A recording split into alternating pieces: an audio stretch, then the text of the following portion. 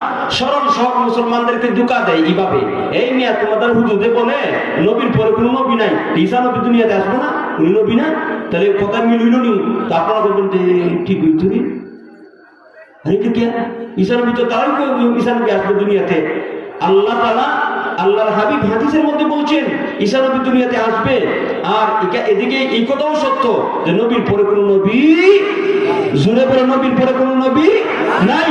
তো একদিকে বলা হইতেছে আল্লাহ নবী সহিহ বুখারীর হাদিস, আনা খাতামুন নবিয়্যিন, আনা খাতামুন নবিয়্যিন লা নাবিয়্যা বাদি।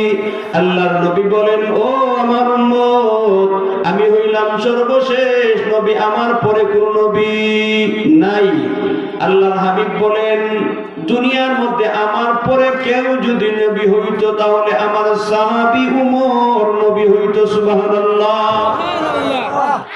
নবীজি হাদিসের মধ্যে বলেন, লাউ কানা বাদি নবিয়্যুন লাকানা উমর। সাহাবীরা রে, আমি হইলাম সর্বশেষ নবী, আমার পরে কোন নবী দুনিয়াতে আসবে না।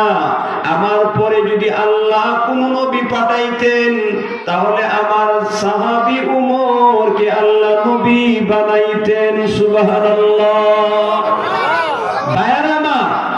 তো আমাদের নবী শেষ নবী, নবীর পরে কোন নবী নাই। ঈসা নবী যে আসবে এর সমাধান হইল পরিষ্কার স্মরণ রাখবেন।